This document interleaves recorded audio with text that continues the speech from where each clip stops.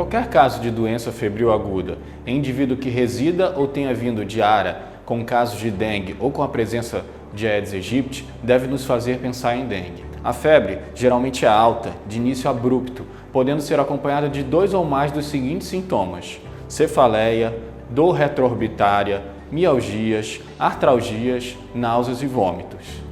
Além desses sintomas, a presença de exantema ou petequias na pele também são consideradas critérios para caso suspeito. Na ausência de petequias, que são pequenos pontos de sangramentos espontâneos na pele, a prova do laço é uma forma de induzir o mesmo fenômeno, podendo nos ajudar nos critérios de caso suspeito e na classificação de risco. Por fim, o achado de leucopenia no hemograma é outro critério para suspeita, enquanto a plaquetopenia, embora seja frequente, pode não estar presente nos primeiros dias. Atenção! No caso das crianças, os sintomas costumam ser menos específicos.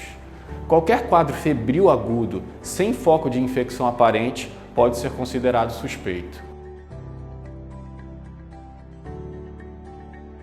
A fase crítica da dengue ocorre entre o 3º e o 7º dia, após a defervescência, ou seja, após a melhora da febre. Neste momento, há maior tendência ao extravasamento plasmático, isto é, a perda de líquidos dos vasos sanguíneos.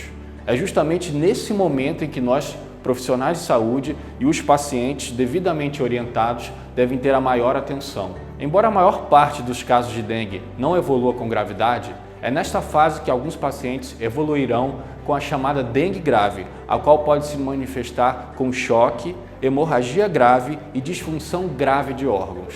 Veja, nesses casos, frequentemente pode ocorrer choque sem hemorragias. Por isso, o termo correto é dengue grave e não dengue hemorrágica. Existem os chamados sinais de alerta, que indicam um extravasamento plasmático já significativo e sugerem a evolução iminente para possível dengue grave. Quais são eles? Dor abdominal intensa e contínua, vômitos persistentes, acúmulo de líquidos como ascite, derrame pleural, derrame pericárdico, a hipotensão postural ou a lipotímia, a hepatomegalia, sangramento de mucosa como, por exemplo, epistaxe e sangramento gengival, o aumento progressivo do hematócrito. Devemos estar treinados para reconhecê-los e treinar pacientes e seus acompanhantes também a reconhecê-los.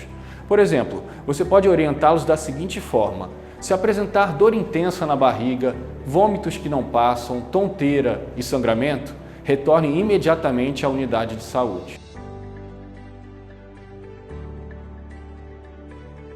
Não, o manejo se inicia a partir da definição de caso suspeito, pois o diagnóstico definitivo ou descarte podem demorar, enquanto as medidas que podem salvar vidas não podem esperar.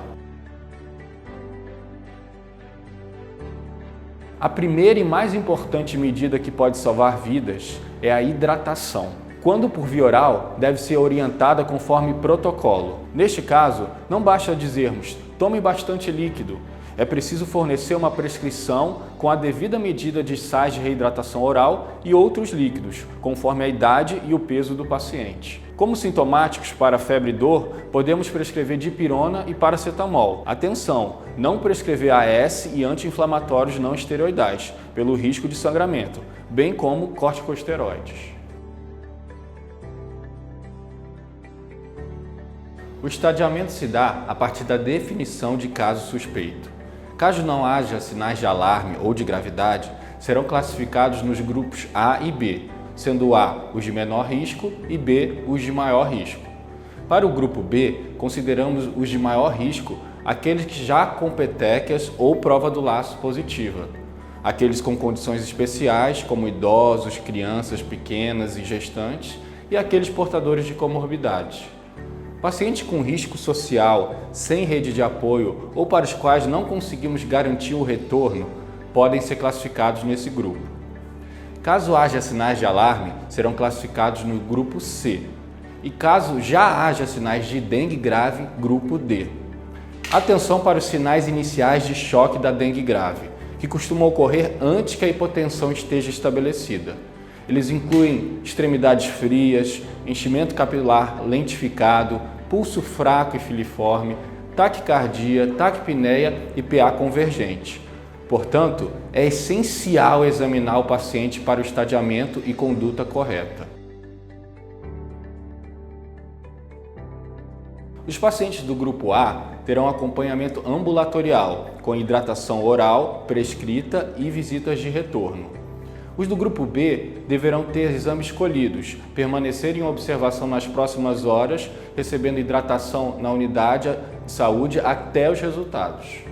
Já os do grupo C e D deverão ser internados com hidratação venosa vigorosa, seguindo o protocolo, sendo os últimos encaminhados à unidade de terapia intensiva. Para mais detalhes sobre o estadiamento e conduta, incluindo o cálculo da reposição volêmica, consultem o fluxograma de manejo clínico da dengue, do Manual de Dengue do Ministério, que está aparecendo aqui ao lado. Até o 5º dia de doença, podemos solicitar exames que refletem a viremia, como o antígeno NS1 ou o RT-PCR. A partir do 6º dia, solicitaremos a sorologia, com pesquisas de anticorpos IgM e IgG. Se houver critérios de caso suspeito de dengue, conduzir como tal até a definição diagnóstica. A hidratação oral, generosa e orientada, pode salvar vidas. Atentar e orientar sempre para os sinais de alarme e sinais de dengue grave. Em caso de sinais de alarme ou gravidade, iniciar a hidratação venosa imediatamente.